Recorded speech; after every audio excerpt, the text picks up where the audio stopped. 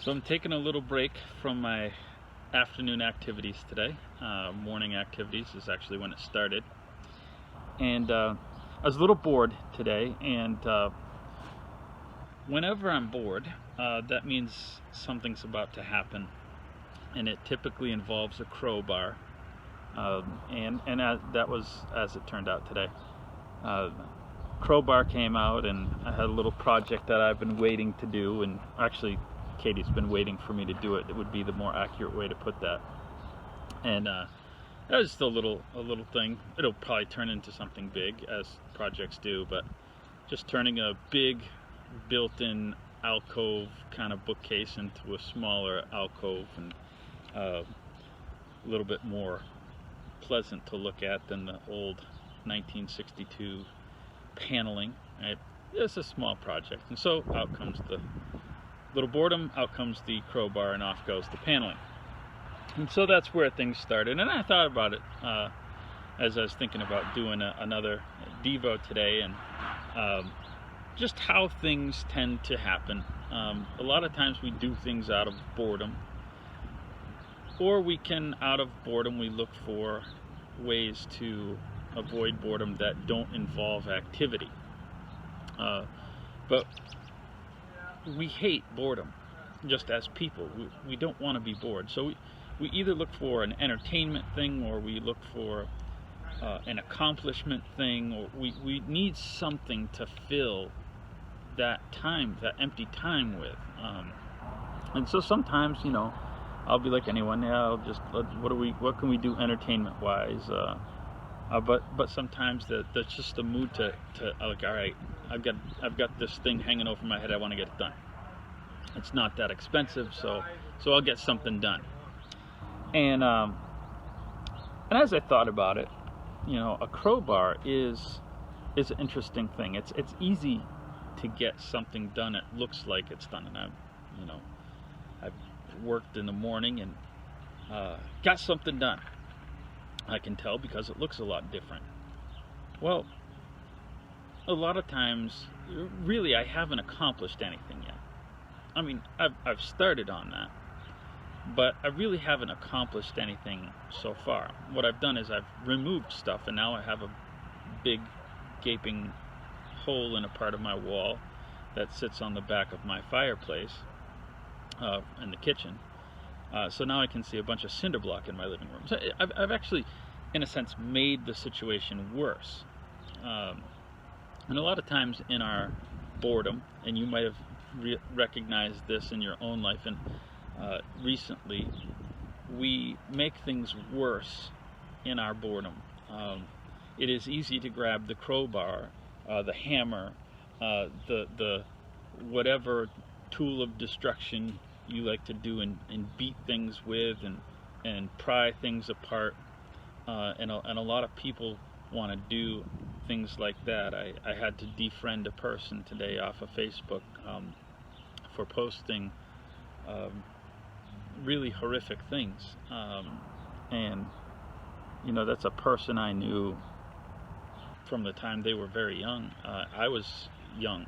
I'm a little older than them, but just thought, what a tragedy. How easy it is to take our crowbar and in our boredom to do things and to say things that maybe in person we wouldn't. But on the other hand, I mean, there are times where deconstruction is necessary, but I wanted to look at the construction side of things, because there's a lesson on the other side too. Once you've deconstructed things, even when it's necessary.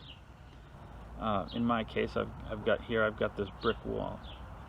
Now the easy part is done, ripping stuff off. That took about 20 minutes to rip everything off that I need to do.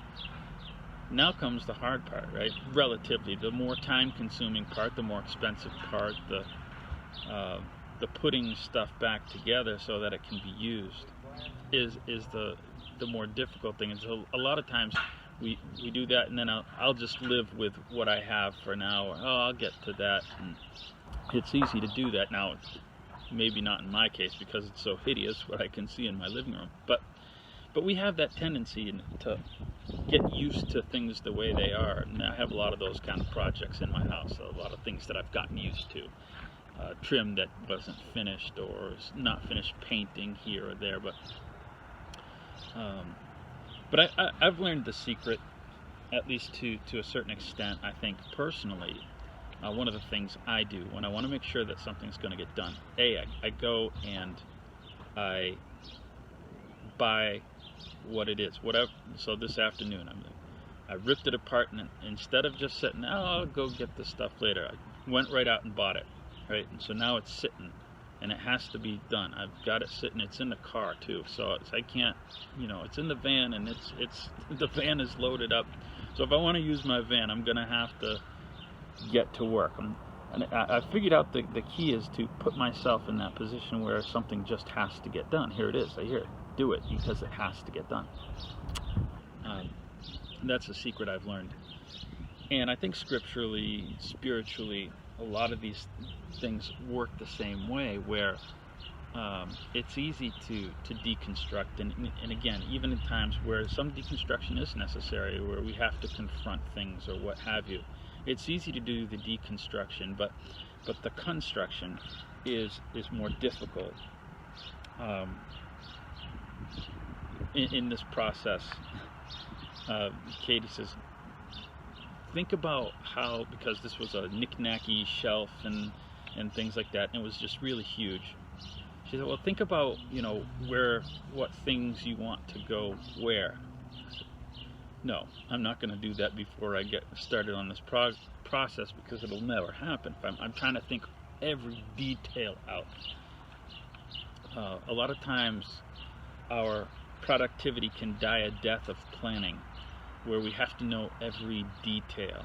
And so often we do that as Christians. We have to know every detail before we're willing to commit to construction. I have to know everything. A lot of times people start like this. I don't know enough to become a Christian.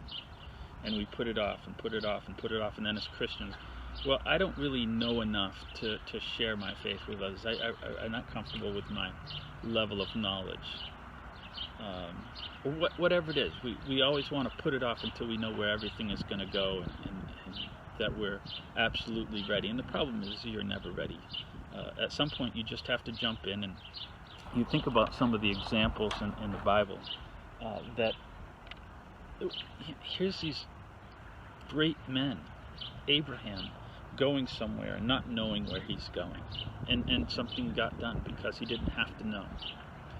The Apostle Paul is returning from his third journey, and he's getting ready to travel to Rome. He says, I don't really know how it's going to turn out. I know it's going to involve some setbacks and suffering. I don't know, but I'm ready to do it. I don't have to know every detail, and neither do you. Not for finishing a construction project, and not for being productive in your spiritual life.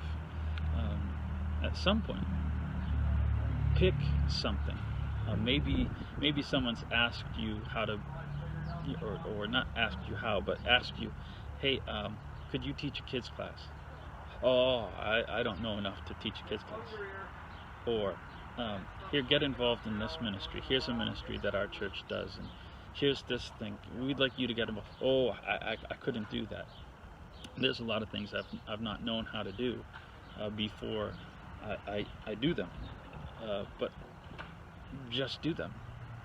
Jump in and learn on the job, and maybe your first attempt at it won't go the best.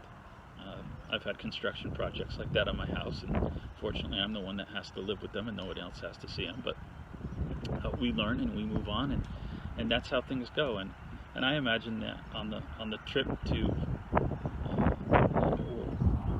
leaving Ur, and on the trip towards Canaan, Abraham had some setbacks. We don't know a lot of those,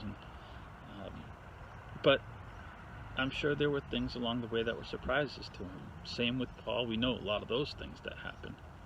But the point is that they got where they were going because they put themselves in a position to do it. Just do it. Just start the process and be constructive. Don't die the death of planning, and don't get overly familiar with your crowbar.